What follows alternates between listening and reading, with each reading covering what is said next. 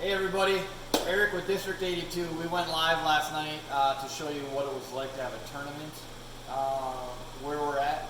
And so now it's the day after, and I got to go through and make sure everything works again. We don't have another event, I think, until next Tuesday, so I got like 5 days to get everything up and running again and make sure it's all 100%. So that's what I do. After we have a tournament, any kind of event, we're not open every day. Come back, make sure everything's fixed, and then it's 100% ready to go again.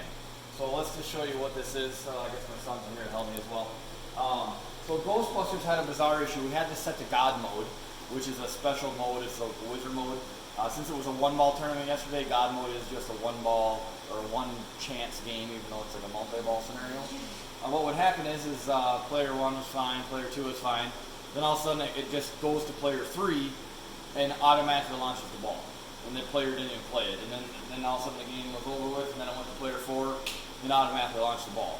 And then I tried to recreate the issue, and the same thing did happen, but this time just on player 4. My hunch is, first I'll open up the back box, make sure all the connectors are tight. My hunch is I've got a switch that's too tight, and when the ball kicks from the out lane into the shooter lane, or from the trough into the shooter lane, it's jarring a switch. And if the game activates a switch on the play field, it thinks the ball's in play, and then the ball just ended up back in the shooter lane and it kicks it into play.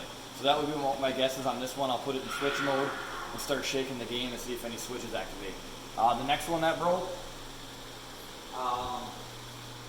Dracula, what it did is it actually has like a resetting issue, like a random resetting issue. It did not seem to be with the flippers. I never personally saw it, but I was told it happened twice last night at various times. So the first thing I'll do is I'll take the boards, or I'll look in the boards, see if there's like a ribbon cable that's loose, something like that.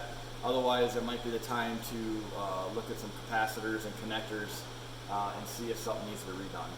But I'll check that out. Okay, Star Wars. That Star Wars definitely had an issue. What would happen is they kept hitting the Death Star target, and it would not go down. Even though the switch would work, the whole bank wouldn't go down. I'm looking at it. It looks like it's cockeyed, a little twisted. So I lifted this up, looked in here, and the motor was smoking hot. So that means it was locked on and still continually trying to work. It wouldn't work, and I cannot, it just seems like it's seized up. So more than likely I'm going to have, the motor might be bad. I believe there's a relay that activates it, and then also probably something on the board. So that one's going to be fun. I'm not sure if this is the relay. I don't remember how this works exactly, but I'll have to dig into that and check that out, but I'm sure I'll get it fixed. All right, let's go. What else broke?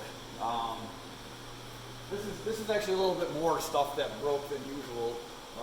Indiana Jones. Yeah, we got Indiana Jones. So this one, the left flipper is intermittent. It's working, not working. So I'm not sure what that is. But what I'll do is I'll go in here. First, we'll see if it works. Okay, it's working right now, but I definitely was here and I saw it all of a sudden just die. So check for loose connections. I had an issue that was kind of similar to this last time, and it ended up being the flipper board. These are little opto boards that the cabinet switch goes on. And I ended up reflowing some pins on it and fixing it. Well, I thought I fixed it, but now that this has happened again, I'm just going to go ahead and replace it with a brand new one and see if the issue stays away. My guess is it will, but the problem seemed to pop up pretty soon after you played it. And then we had, what else? Well, here's an easy one. Everybody can see this one. F-14 Tomcat. I really like when we got people that are paying attention. You can see there's a post just laying in the lane right there. So it popped off, and it's supposed to go right here next to the lock. From a different angle you can see it. So it just worked its way off. The nut fell off of the post, and it fell off. And that's the case. You shut the game off and fix it. Otherwise, you can cause more damage with the ball banging around without a post there. And then the last one was Circus Voltaire. I was told that the right vertical up kicker would not kick the ball out. It took like 4 or 5 tries. So I'm going to lift it up, take a look at that, see if something's twisted. Most likely, my guess would be that I need to screw the bracket back into the playfield a little more. It's probably a little loose. That's usually what happens. So we'll dive into each of these issues one at a time and get them all fixed for the next event. Alright, so Star Wars was actually the one I was kind of worried about the most because I didn't exactly know what was wrong with it. Turns out, once you can, there's 4 screws that hold this motor to the playfield. And then the playfield, this little glide has your switch, which is independent of the motor itself, okay? And when I first took it apart, it just felt like this was kind of jammed in here. And all I actually had to do was just loosen the screws and just kind of just retighten it, and it actually works perfect, and there was nothing broken. So things get out of alignment after lots of plays. I think we probably have like 3,000 plays on this since I redid it. And it just got a little cockeyed, and the motor just never shut off because it kept calling for it to move position, and because it never hit the end of stroke switch, or I guess it's the limit switch, it just kept trying. And so once they told me about it, came here, the motor was really hot, just turned it off. Nothing actually got damaged. It's good to go for next Tuesday. So here we are in Circus Voltaire. It's another game that broke last night during the tournament. I got a message this morning telling me that the right hole had a hard time kicking it out. It would try like 4 or 5 times before it would kick it out. So I'm assuming they're talking about this vertical up kicker on the right here. What happens is the ball goes in the ringmaster, and it actually like flows over to this kick out hole and kicks it up and out. Okay, so when you lift it up and look at it, initially I was thinking, the bracket gets loose or something. This is the mechanism we're talking about here. I checked the optos, they're in there nice and tight. Nothing seems loose, okay? And then you manipulate this and go, does it work? And then as I was manipulating it, I noticed that it got stuck halfway. I don't know if you can see that right here, but it's not going all the way down. Now the issue with that is when it doesn't go all the way back in, it could actually like hold the ball up in the trough here. It won't actually fall in or whatever. But now what I'm going to do is I'm going to take this thing apart and see why it's out of alignment. It could just be a dirty coil sleeve, or it could have a busted plunger, because it's actually a metal plunger with a plastic piece on top. That could have actually broken or got mushroomed and not be causing it to work right. So let's take a look at it. Okay, so after investigating this, what we did is we undid these 2 screws right here, or these 2 nuts, pulled this mech out, and as soon as I pulled it out and the plunger came out, a whole bunch of debris came out of where the plunger and the coil sleeve was. And now I put it back together again just by cleaning that stuff out. Now this thing actually goes up and down super smooth. The issue before was binding a little bit, which would slow down the force that this takes to kick it up and out. It's actually a pretty big mech to get to, there's a little bit of distance traveled, and it's not a super big coil. So any kind of binding up would reduce the amount of momentum to get this ball back up onto the playfield, which would explain the issue that I was having. So now it's super smooth and should be good to go and no more issues. Alright, so here we are at Indiana Jones. It had a left flipper issue that was intermittent, or I shouldn't even say intermittent. It was like it would work, and then all of a sudden the left flipper would just go dead. And first thing you gotta do is figure out, do I have a switch issue or do I have a coil issue, okay? Because usually it's like, okay, if it's this dead, first thing you look at would be the left flipper coil. Are the wires attached? They are. Okay, let's put this thing in a switch test mode, hit the flipper, and see if we got anything on the switches. And I was able to isolate this down to this flipper board.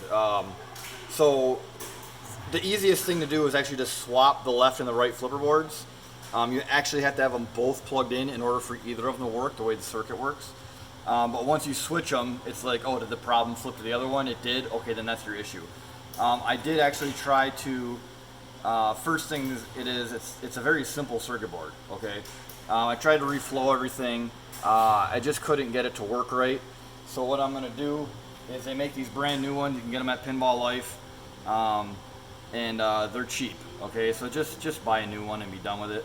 Another thing you can get is you can see this is actually like the plastic thing that interrupts the optic. So the way this works, sorry, goes in here like this, right? Screws to the cabinet, and this part right here that goes in and out. Once the game sees that you've cleared it, you've activated the flipper. There's two of them because a lot of games have upper and lower flippers. Now sometimes these get bent, okay? Over time they get fatigued and whatnot. And you can also buy these from Pinball Life or whoever you buy your stuff from, a brand new one, okay?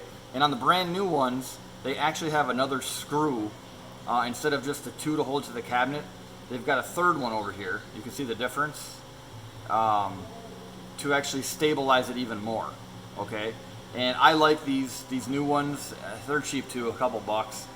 Just put it in and be happy with it, okay? So I'm just gonna tell you that. So once you stick this back in here, plug it in.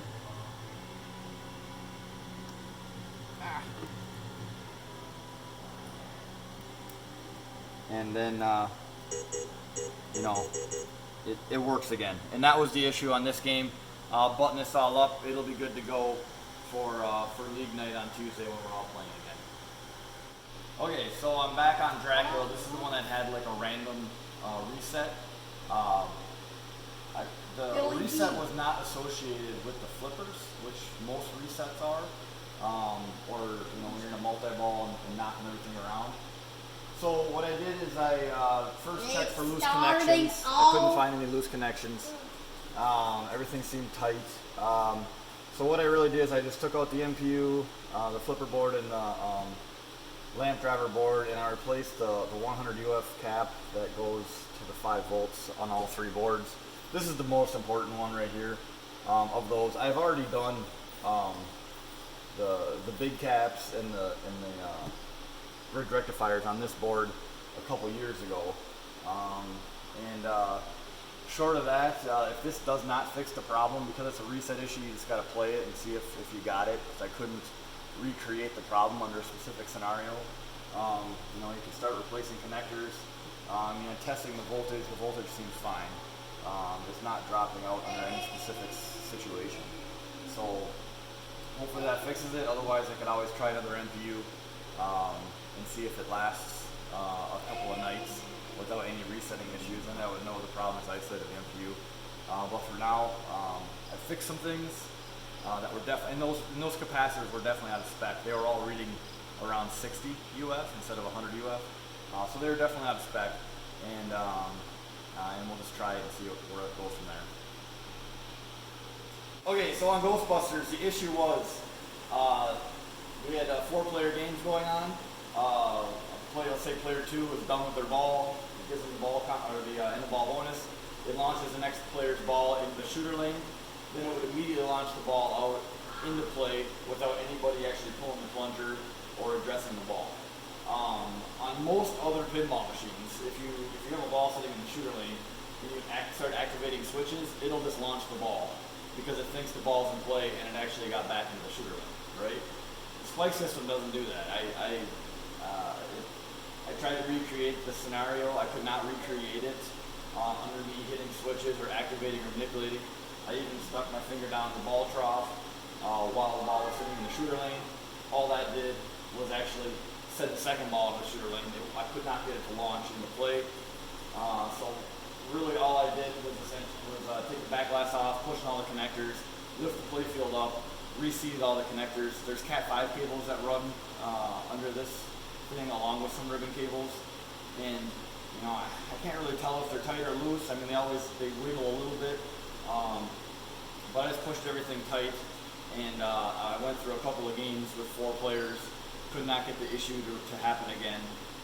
So we'll just run with it and see if it comes back. If it comes back, I gotta address it again. Okay, fixed the post that was laying on the play field. field, this happens.